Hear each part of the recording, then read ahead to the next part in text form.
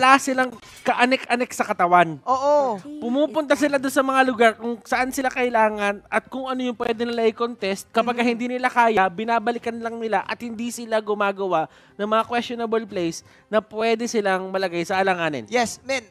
Sobrang tama kayo. Kasi wala silang, kumbaga, walang sayang moves. Parang kung kakain ka ng isang meal, simot mo lahat ng butil ng kanin. Ganoon nila pinapahalagahan yung moves. And guys, kung ikaw ay nanonood ngayon sa bahay mo, I'm super sure na may enjoy mo yung galaw nito dalawang teams na to kasi next level play talaga. Aura PH right now banning the double U combination, the Uranus and the Yuzong. Meanwhile, Bren Esports, Diggy ulit, Tams and Selena, they're putting a lot of emphasis dito sa Selena ba na to, Alam mo, natatawa ako dito na parang sa panahon ngayon, walang gustong mag-blue side sa totoo lang. Kasi parang laging parsada yung blue side. Mag-digiban natanggalin yung digi. Kasi hindi mo kukunin yung digi sa first pick mo At that magkakaroon ng priority sa digi, laging itong red side. Kasi mas secondary siya. Mas secondary siya Okay lang siya. Kasi pag prenayo pick mo siya, may ibang mapaprayo pick. Oo. May ibang mapaprayo pick. Speaking of prayo pick, Khalid, once again, this time on the side of Bren Esports. And like what we've said, the championship na upo mula kay Few. Nakita mo naman yung appear pagkapili ng Khalid. It seems like ang gagamit nito, Mr. JYP. Si Mr. JYP. Flap TZ. Flap lang K-pop. Flap lang ang K-pop. Well, I think na he learned his lesson from his first Khalid game dito sa MPL nung nagtapat sila ng Onyx PH and madami na din sa kanyang naturo si Coach Daki. As far as I've heard, napagalitan din siya for that certain game. So ngayon mukhang laban-laban tayo dito. Pero sabi ng Okra PH dito lalabas na namin yung big guns. Eto na, KLBJ Esmeralda ata to. Vintage KLBJ Esmeralda na nga ata. Kung hindi gana yung Kimi niyang may rocket, yung Esmeralda niyang may meteor. Ang papaganahin at saka Mr. 5 minutes na naman on the show. Ano ang sagot dito? Net naku po. Ito na yung gagamitin ni Pew. Ito na yung gagamitin ni Pew. Last Pew combination na to. The Chang'o can definitely go for the quick follow-up after the Kufra Tyrant's Revenge. I like the Farsa Bando, Butters. They're respecting the vision control. But then again, yung Chang'o, ay maganda din yung vision na nabibigay Kasi yung meteor shower niya can reach from afar. And yung Bren Esports, like what Wolf said, ni-utilize nila yung mga ganong vision. Ni-utilize nila yung mga ganong information. Speaking of vision, pareho tayo nasa utak. Speaking of vision, ayan na, si Sunshin. Sunshin. Yep, ang YSS. YSS Supervision talaga. YSS Supervision talaga. Ang ganda. Vision lang mag-YSS ka. YSS, men. Simula nang nagkaroon ng pagbabago dito sa crits ng YSS, yung kanyang passive on the weapon mastery, the weapon mastery on switching, ito na yung naging S-tier marksman. Plus, it gives you vision. Yun talaga Yun talaga. Yung Mountain Shocker, every time na may cooldown, dati, ayaw ng mga tao, nagkaroon ng issue dating MLBBPH, ang daming nagma-map hack. Ngayon, parang meron ka libreng map hack dahil doon sa Mountain Shocker. Hindi mo na nga may realize na nagma-map hack yung kalaban mo Oo. Shoutout nga pala sa mga taga-Brazil. Daming Philippine server nyo ngayon. Huli kayo ngayon. Yung address mo, taga Cavite ka, yung server mo nasa Brazil. Kakaibang galawan yan. Kakaibang galaw eh. Gusto na rin lumaban sa ibang bansa eh.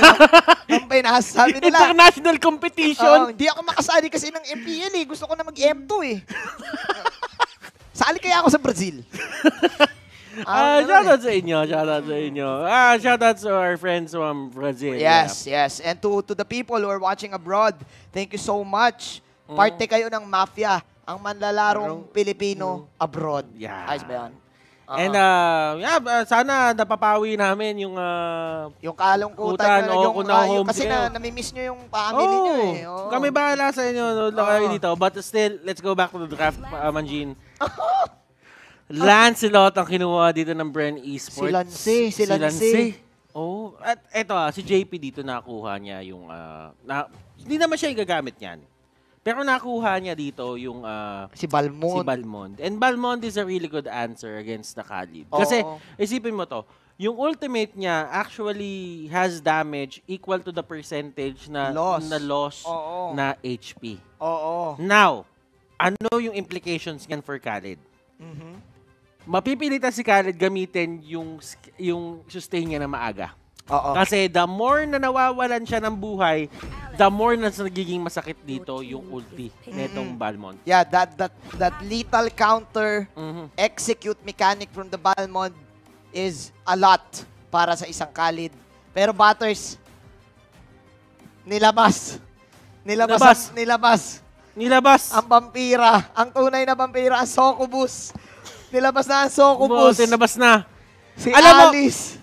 Alam mo, full circle na talaga yung ML natin ngayon. Ayun na. Ano sinabi ni Coach? Ni Coach? You go here, Lasty. You position here. You pass the ball to Plap. If you don't have an opening, go to Carl. Carl, make sure you make the shot, okay? Okay. Let's go. Peace bomb. Ganun yung ginawa. Hindi lang nakita sa camera, pero narinig namin yun. Narinig namin. You go here, you go there. Go for the tree. Isolate post up, low post. Exciting eh. Exciting matchup, guys. Exciting matchup. As you can see, Alice, an unusual pick, pero nagkakaroon din ng onting popularity, especially on MPL Indonesia din. Isa to sa mga priority, and nasa kamay siya ni Doc Rebo. I think this is for sustain as well, and ang ganda din ng main damage output in the late game. Ano yun, Butters? So, si Raflesia ang magiging show tank dito. Rebo has, sabihin na natin, Rebo is going to be the offlane Alice. And offlane Alice isn't really popular dito sa MPL PH. But for other countries, sikat to. Umuso ang Alice. At mukhang eto na nga ang mauuso.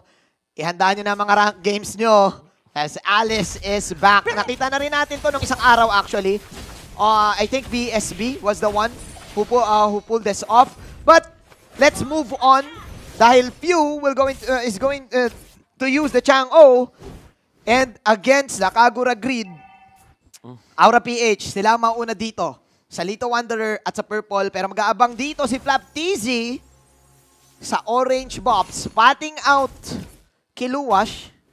Butters, let's look into the items. Okay, so merong, it's the standard builds for both of the teams. Walang nagpaplano mag-invade dito. Yes. And Carl C is put in a very low HP threshold. So, ito na lang yung iisipin natin dito. Rebo needs to get level 4.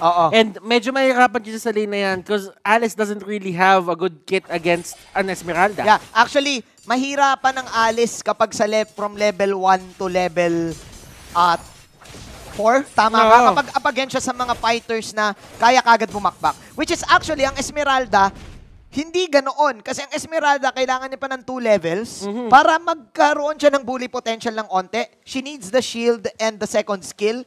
Kasi minsan, minsan pag inuna mo yung second skill, wala ka namang shield. So medyo mahirapan ka rin makapag-trade. So nagkaroon lang ng equal trade-off on the bottom side for Rebo and, if I'm not mistaken, KLBJ as the Esmeralda. So even ball game, actually, for the first few minutes ng ating laro. Ako, fan talaga ako ng Alice eh. Ako din eh. Ang gusto ko yung paggamit kay Alice ngayon, the fact na na-realize in the meta, na-realize na ang dami palang yung mga, alam mo yun, sa frontline ng mga fighters, tanks. So, kung sustain ang usapan, Alice can do a good job. And hindi lang yung fact na kaya niya mag-sustain. If ever makuha ni Alice yung scaling niya, kahit hindi siya makapatay dito, it forces the enemy to split up. And yun yung gusto mo kapag ka-Alice ka. Na-split up mo yung laban, nagawa mo na yung trabaho mo in the first place. Season 2, nung last nakita natin ginamit to ni Ribo. Totoo. Offlane din. Ngayon, ito yung last na ginamit niya doon sa championship versus Signal Ultra. Na, unfortunately, hindi nila kinaya. Pero, this time around, binalikan niya, man. Yeah. And talagang nagbe-make sense ng Alice kapag late game. I like the capability of it na ang bilis ng cooldown ng first skill. So, pwede kang umanli, flowing blood, lalo na kapag nakuha mo yung full stacks ng Clock of Destiny, kapag nakuha mo yung sobrang, actually, magkaroon ka lang ng 30 stacks nung passive mo, okay ka na eh. So, it really makes sense for the late game, lalo na't uso na yung mga sustained team fights right now. But going back to this game, it seems like mauuna na naman si JP sa level 4. And like what you've said, importante ngayon ng Vision, Bren is known as a team na ni-utilize yung mga ambush ng todo-todo, and with the Vision na meron ngayon ng Bren Esports, baka mapigilan sila ng bahagya. So, papasok tayo ngayon sa game. And papasok sana ako sa meta dive eh. Sige, pasok ka sa meta dive. That is actually called, yung idea na yon is called the Death Brush. The Death Brush. So, at times, being in a Death Brush, yun yung nai-utilize dito ng Bren Esports. They actually put people dun sa mga brushes na hindi chine-check basta-basta ng mga kalaban. Special. Tignan natin kung magkakachikan nga dahil si Flap TZ will use the Sandwalk. Okay. Meanwhile, Lassie will go for the poke. Umikot lang ng onte dito si Kiluwash. Aura PH targeting this top lane. Bren Esports mirroring it in the bottom side. First blood will go to Bren. There you go. The blood odd activated. Carl TZ taking that kill. And nakita kasi dito ni Kel VJ syempre na nandun sa taas yung mga supports nito Bren Esports. But he goes down. Sabi niya kay Ribo, kaya natin to. Taka G. Ayun, hawakan mo lang. Ako bala. And kaya kasi ng Alice pumasok sa loob ng Torre with the Blood Oath ultimate eh. Madikitan niya lang ng onte, pwede siyang magkaroon ng negation ng 2 tower hits kasi pwede niyang ma-heal. So it's really good. And Bren Esports, knowing na may hero sa top lane, talagang sinugod nila si Kel BJ. The shield was not enough for Kel BJ to sustain that. Reset ngayon tayo ng buff spotters. Reset tayo ngayon ng buffs. 3 minutes into the game. The turtle is up as well. And look at the people dito on the side of Bren Esports and Aura PH. May nakasetup na. Ribo is put in a bad spot. A lot of stuns getting thrown out. Di nila mapatay because of the Blood Oath. Nice usage of the flame shot. Pero pinalamon ng mga meteor showers. Few, kailangan mo mag-ingat kasi purple. Yung meteor showers mo na yan, bawal ka gumamit ngayon ng purple. Ang sabi doon ni Few, Few sent 1 million stars papunta kay Grid. There you go. Future secured. Future secured para kay Grid. Sana all. Sana all talaga. 3 minutes in, 3 kills para dito sa Bren Esports. Crucial picks. Actually, we all thought na itong Esmeralda na to ay magiging make or break hero sa side ng Aura PH. Pero, sabi ng Bren, panoorin nyo Manjin and Butter sa shutdown namin yan. Alam mo men, bawal nga talagang kumuha ng purple masyado ngayon. Bawal talaga. Bawal. Pero, alam mo, kahit atakihin ka ng army, nasa Bren, si Mr. JYP. At kung ikaw ay K-pop fan, kilala mo na si Flap TZ yan. Now, sustaining the top lane, Kiluwash wala siyang magawa. Dino-double team. Si Kiluwash, Butters. And alam naman natin dito na Kiluwash won't really back down out of that, sabihin natin, Khalid. Kasi alam din ni Khalid, pag nalagay siya sa isang posisyon dito na, or sabihin natin, HP threshold na hindi maganda, that's 100% going to be bad for his, alam mo yun, for his laning. Laning, there you go. Oh my God! Grab! Yun na lang yung nasabi namin ni Butters dahil Lusty, pagka-crossover sa kanya, na-crossover niya din. Wala siyang bola pero in-ankle break niya. Sabog, bali yung tito mo. Butters, Lusty with an outplay to Rafflesia. What was that? We all thought na maganda na yung initiation ni Rafflesia doon. At alam mo ba anong sabi? Nino? Nung Bren Esports. Anong sabi ng Bren? 2-0 na natin to para makapagpahinga na yung mga staff. Kailangan na. Kailangan na dahil nga dahil nga ECQ, Bren Esports, forcing Aura PH to react and now nakuha na nila yung tower sa mid lane. Man, that was so unfortunate for Rafflesia. Beautiful execution. Pero na-block by Lusty eh. Oo naman. Ang pinapakita lang dito ng Bren Esports is simple. Smart ako. Yun lang. Simpleng smart ako. Simpleng smart ako. Simpleng smart ako para sa Bren Esports, leading by almost 6,000, controlling every side of this map. Butters, kahit may Mountain Shocker, it doesn't matter. Mas mataas ang range ng Bren Esports and hindi makapasok pa yun. Oh.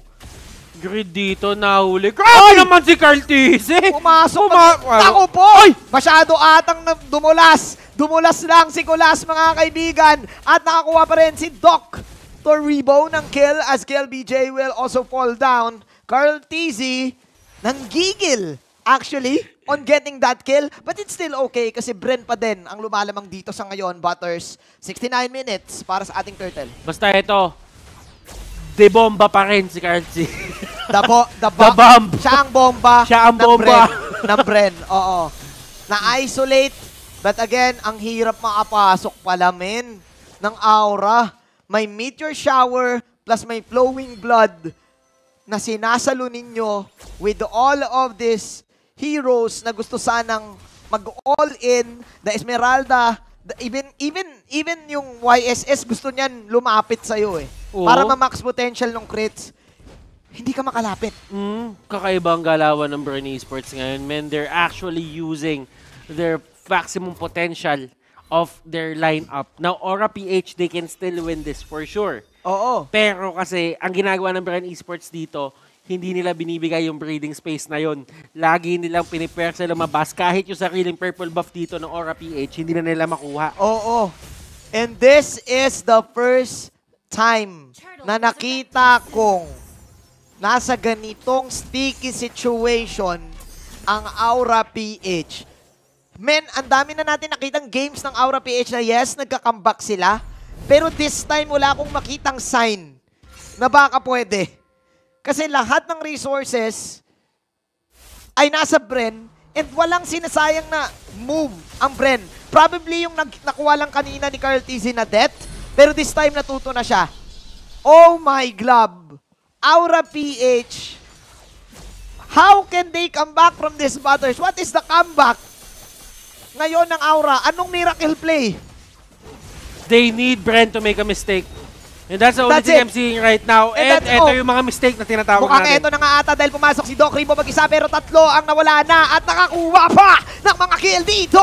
Si Lance! Hindi siya si Lanceta kundi si Lancelot siya. Papasok pa dito si KLBJ pero tapos ang Torre. Kalahati na ang buhay dito na base as Cartese will still pop the Lancelot.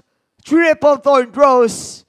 Bren Esports still are the ones in control. There is this thing about this day, ladies and gentlemen, na 2-0 ata lahat ng laro. Now, it is still a possibility for Aura PH na baliktarin to. The thing about it is, ahayaan ba ng Bren Esports? And, actually, Manjin, nakita na natin yung Aura PH sa mas malalang sitwasyon. Totoo. Pero sa tingin ko nga, ito na yung pinakamalala eh. Parang ito na yung pinakamalala kasi yung mga malalang sitwasyon na yon, may signs of life.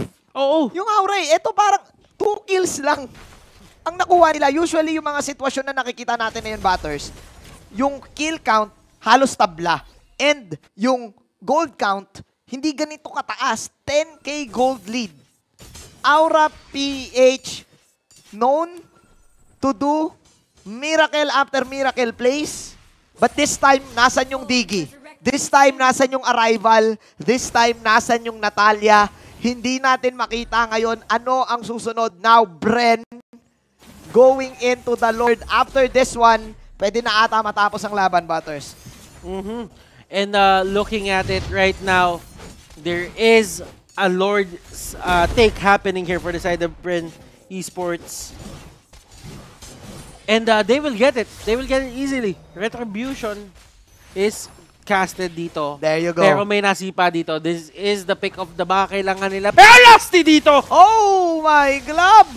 Eto na nga, pumasok dito si KLBJ, but ayun na nga ata yung miracle play. Pero si Raplesha, tinamaan dito ng espada ni Curl TZ. Makukuha pa dito ng kill si Doc Rebo. 30 seconds in the dead timer para kay KLBJ. 23 seconds naman para dito kay Raplesha. Man, I think eto na ata ang final hurrah. Bren Esports still the ones on top. Kiluwash umiikot-ikot na lang. But where is the damage? Hindi na natin makita. Greed falling low. The Lord is here. Bawal nang mag-game number 3. Sulit na ang bayad. Bren Esports 2-0 against the defending champs. Aura PH, Bren Esports victory. JYP lang malakas, ladies and gentlemen. Oh my goodness. This win boosted the confidence of Bren Esports. Wow. Talagang significant. Wow. Yung makikita mo sa kanila dito, masaya sila. They're gonna do their best for the next games, and right now, this is the biggest win. Ang